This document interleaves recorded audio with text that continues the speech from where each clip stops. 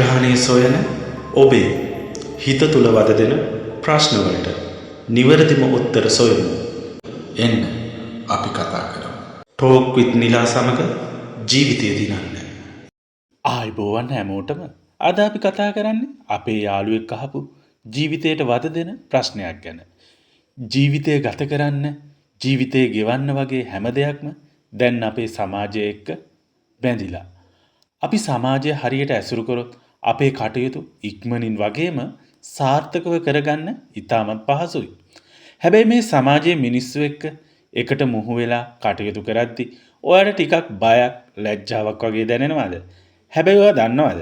ගොඩක් මේ වගේ සිතුවිලි ඇති වෙන්නේ ඉතාමත් අහිංසක, ගැටුම් වලට අකමැති, හැම කෙනාම සතුටින් ඉන්න ඕනි කියලා හිතන, මම කරන දේවල් වලින් අනික් අයට ප්‍රශ්නයක් වෙයිද කියලා හිතන, නිතරම හොඳම දේ කරමින් හොඳ ලේබල් එක ගන්න උත්සාහ කරන අයටයි. ඉතින් ඔයා සමාජය ඇසුරු කරන අතර මේ සිතුවිලි එනවාද? මතක තියාගන්න. ඔයා ළඟ තියෙන ඔයාගේ දක්ෂතා, ඔයාගේ හැකියා, ඔයාගේ අදහස්, ඔයාගේ ශ්‍රමය හැමදේම ඉතාමත් වටිනවා. ඉතින් මේ වටිනාකම ඔබ අනිවාර්යෙන්ම මේ රට, සමාජය හා ඔබේ ඉලක්කගත දියුණුව සඳහා අනිවාර්යෙන්ම සමාජය ඉදිරියේ භාවිතා කරන්න ඕනේ.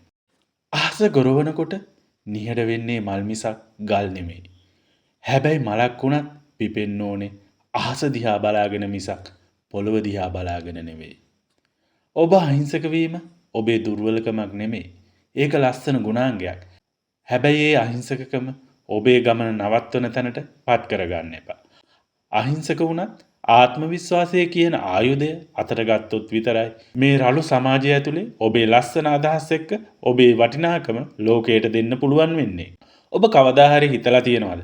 අපි අලුත් ඇඳුමක් ඇඳම, අලුත් දෙයක් කතා කළාම, එහෙමත් නැත්නම් අලුත් ගමනක් යන්න හදනකොට මුලින්ම හිතට එන්නේ මිනිස්සු මොනවා හිතයිද කියන සිතුවිල්ල එන්නේ ඇයි කියලා. අපේ ජීවිතය හරියට සමාජය කියන නොපෙනෙන විනිසුරු මඩුල්ලක් ඉස්සරහා කරන රංගනයක් වගේ වෙලා. අපි හුස්ම ගන්න ඕනේ අපිට ඕන විදිහට නෙමෙයි, අනුන්ට පේන්න ඕන විදිහට. මේක නිකම්ම බයක් නෙවෙයි. මේක ඔබේ ආත්මය හිර කරලා තියෙන මානසික කූඩුවක්. ඇයි අපිට මෙහෙම හිතෙන්නේ? මනෝවිද්‍යාවට අනුව මේකට කියන්නේ ස්පොට්ලයිට් එෆෙක්ට් කියලා. අපි හිතනවා හැමෝම ඉන්නේ අපේ වැරදි දිහා බලාගෙන කියලා. හැබැයි ඇත්ත ඒක නෙමෙයි. අපේ පරිණාමීය ඉතිහාසය දිහා බැලුවොත් ඒ කාලේ පිරිසෙන් ඉවත් කරපු මිනිස්සයාට තනිව ජීවත් වෙන්න බෑ. ඒ නිසා සමාජයෙන් කොන් වෙයි කියන බය අපේ ජාන ඇතුළෙම ලියවිලා තියෙනවා. හැබැයි මතක තියාගන්න. ඔබ දකින අලියෙක් වුණත් පොඩි කාලේ බැඳපු දම්වැල ලොකු වෙලා තාමත් කඩන්න උත්සාහ කරන්නේ නැත්තේ ඌ තාමත් හිතනවා ඒ දම්වැල ශක්තිමත් කියලා. ඔබව හිර කරලා තියෙන්නේ අන්න ඒ වගේ මනස්කල්පිත වූ දම්වැල් ටිකක් විතරමයි. මෙන්න මේ කතාව අහන්න. එක වනාන්තරයක බැටළුවන් අතර හැදුණු සිංහ පැටියෙක් හිටියා. ඌත් හැසිරුණේ බැටළුවෙක් වගේ. ඌත් අනුන් කරන දේම කළා. දවසක් මේ රැළට නියම සිංහයෙක් කඩා පැනලා මේ බැටළු සිංහයාව දිය කඩක් ගාවට අරන් ගියා.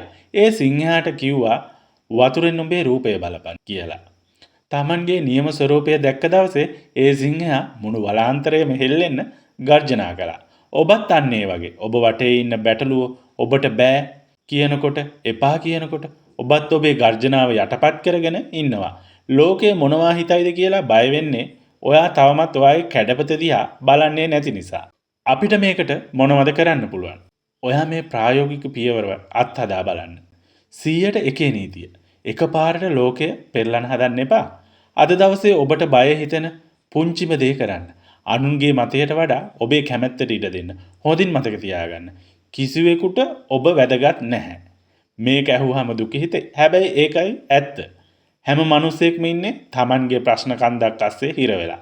ඔයා වැටුණත් නැගිට්ටත් මිනිසුන්ට ඒක මතක තියෙන්නේ විනාඩි 5යි. ඉතින් මේ විනාඩි 5 වෙනුවෙන් ඔයාගේ මුළු ජීවිතේම පාවලා දෙන්නේ ඇයි? විවේචන කියන්නේ නොමිලේ ලැබෙන උපදෙස් විතරයි. මිනිස්සු බනින්නේ ඔවුන්ට කරන්න බැරි දේ ඔබ කරන නිසායි. විවේචන කියන්නේ ඔබ ගමනක් යනවා, ගමනක් යන්න උත්සාහ කරනවා කියන එකට සාක්ෂියක්. මිතුරේ, ඔබේ ජීවිතයේ අවසන් හුස්ම හෙළන දවසේ ඔබට පසුතැවෙන්න වෙන්නේ ඔබ කරපු වැරදි ගැන නෙමෙයි. මිනිස්සු මොනවා හිතයිද කියලා බයේ ඔබ නොකරපු මගහැරපු දේවල් ගැනයි.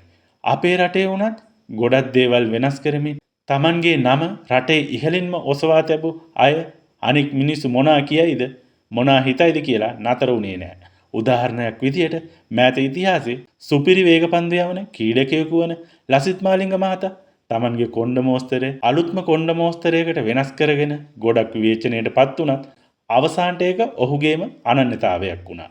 ඒ වගේම මෑත ඉතිහාසයේ ජනප්‍රිය ගායන ශිල්පියෙක් වන ලහිරු පෙරේරා මහත්මයා වෙනස් ආරයක ඇඳුම් පැළඳුම් හා සංගීතය මගින් රටෙහිම ජනප්‍රිය ජනාදරයට පත් වුණා.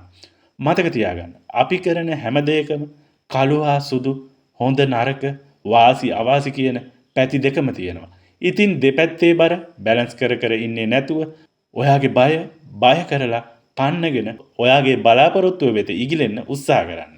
ලෝකයේ දිනුවේ මිනිස්සු කියන දේ අහපු අයවත් මොනවා හිතයිද කියලා හිතපු අයවත් නෙමෙයි. ලෝකයට අලුත් දෙයක් ඇහෙන්න පේන්න සලස්වපු අයයි. අදම ඒ කූඩුවෙන් එළියට එන්න. ඔබේ ගර්ජනාව ලෝකයට ඇහෙන්න හරින්න. ඔබ සූදානම්ද ඒ ගමන යන්න? අදහස් පහලින් කමෙන්ට් කරන්න.